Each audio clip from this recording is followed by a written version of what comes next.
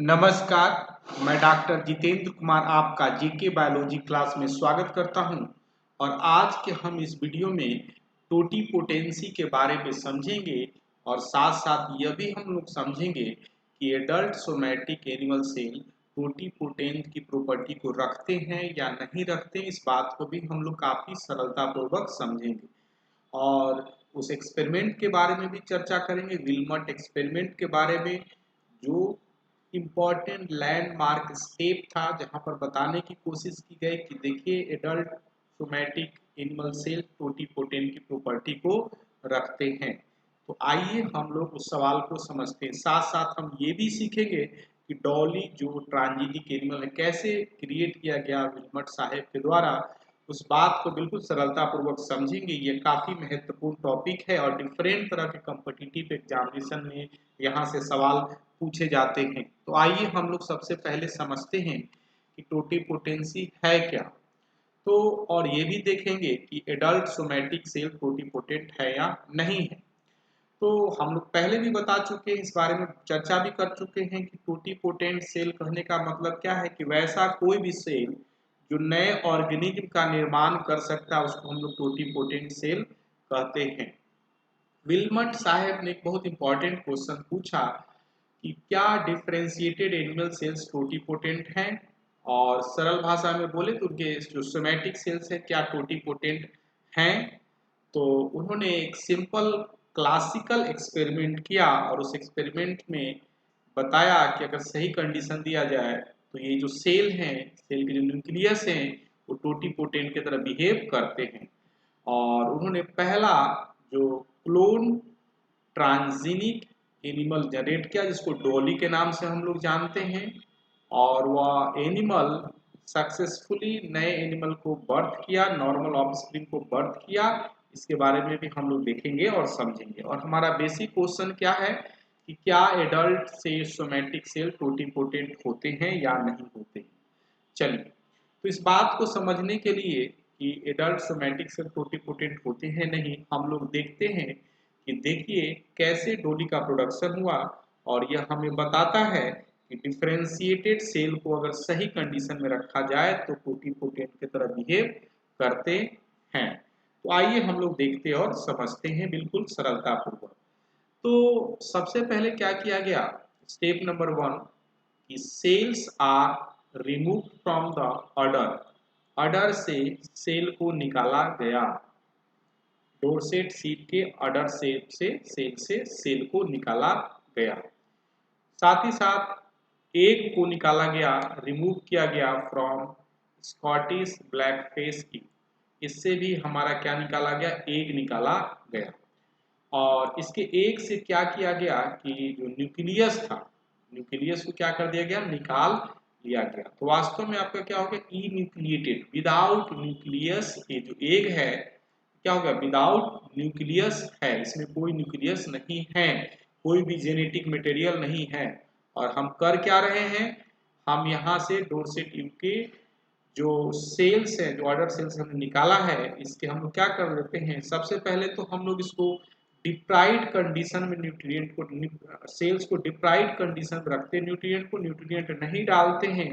और इसलिए हम लोग ऐसा करते हैं कि जो सेल साइकिल है या डीएनए का रिप्लिकेशन है वो हॉल्ट कर जाए, सेल का डिवीजन ना हो और सब एक स्टेज में आ जाए। तो इस स्टेज में हम लोग करते क्या है, कुछ न्यूक्लियस के डीएनए को निकाल के हम लोग जो न्यूक्लिएटेड था, जो कि एक सेल में न्यूक्लियस नहीं था, हम लोग ये जो ऑलरेडी डोरसेट का न्यूक्लियस है जिसमें 2 कॉपी क्या है डीएनए के मौजूद हैं, उसको हम लोग कहाँ डाल लेते हैं, हम लोग यहाँ जो न्यूक्लियस निकाल लिए थे उसमें हम लोग न्यूक्लियस, डोरसेट शेप का न्यूक्लियस हम लोग निकाल लेते हैं। एक बात को हमेशा ध्यान रखना है कि डायरेक्ट हम लोग निकाल के नहीं डालते हैं, पहले हम लोग उसको क्या चीज में डालते हैं, कल्चर मीडिया में डालते हैं, डिप्राइव करते हैं न्यूट्रिशन को। ऐसा इसलिए करते हैं कि सेल का जो डीएनए है एक स्टेज में आके स्थिर हो जाए, काफी महत्वपूर्ण स्टेज होता है। अब हम लोग आगे की बात को समझते हैं। अब हमारे पास हुआ क्या है कि अडर सेल्स जो हैं और उसके न्यूक्लियस को हमने क्या कर दिया, फ्यूज कर दिया न्यूक्लिएटेड एग से, और आपके पास इस तरह का सेल मौजूद है। और इस सेल में जो क्या अडर सेल का न्यूक्लियस है, मतलब उसका जेनेटिक मटेरियल है। अब क्या करते हैं हम लोग कि माइटोटिक इंड्यूसर के मदद से हम लोग क्या करते हैं, सेल को डिवाइड कराते हैं। तो ये सेल है माइटोटिक इंड्यूसर के मदद से काफी नंबर बढ़ जाता है, नंबर बढ़ जाता है। साथ ही साथ जैसे ही अगर इसका नंबर बढ़ जाता है तो हम लोग करते क्या है, इस जो एम्ब्रियो को हम लोग क्या करते हैं, ट्रांसप्लांट करते हैं। क्या करते हैं, ट्रांसप्लांट करते हैं, फॉल्स मदर में हम लोग ट्रांसप्लांट करते हैं। और ट्रांसप्लांट करने के बाद हम पाते हैं कि एक समय के बाद आपका जो डोरसेट सीप जो जेनेटिकली आइडेंटिकल है एक एनिमल से जिसके न्यूक्लियस निकाला गया था, वो प्रोड्यूस करता है। इस एम्ब्रियो, इस डोरसेट सीप जिसको हम डॉली के नाम से भी हम लोग जानते हैं, ये बिल्कुल आइडेंटिकल था। किसके आइडेंटिकल था, डोरसेट यू के आइडेंटिकल था। तो जेनेटिकली आइडेंटिकल था। डॉली किसके जेनेटिकली आइडेंटिकल था, यू के आइडेंटिकल था, क्योंकि donor nucleus have been obtained, क्योंकि इसी से डोनर न्यूक्लियस हमने ऑब्टेन किया था। और जो पूरा जो निर्माण हुआ जेनेटिक कंटेन है, बिल्कुल सब डॉली जो है डोरसेट यू से मिलता जुलता है, बिल्कुल आइडेंटिकल है। हम लोग इसके बारे में आगे चर्चा करें, इसके पहले मैं आपको बता देना चाहता हूं कि अगर आप CSIR नेट लाइफ साइंस की तैयारी करते हैं या किसी भी कंपटीशन एग्जामिनेशन की तैयारी करते हैं तो आप हमसे ऑनलाइन ऑफलाइन के लिए जुड़ सकते हैं। और विशेष जानकारी के लिए 6202692436 पर कंसल्ट कर सकते हैं। आइए हम लोग थोड़ा और समझते हैं। तो हमने यहाँ पर देखा क्या कि कैसे आप ट्रांसजेनिक एनिमल भी जनरेट कर सकते हैं, किसी भी ट्रांसजेनिक एनिमल को कैसे जनरेट करते हैं। और यह पॉइंट काफी कंसिस्टेंट पूछा जाता है।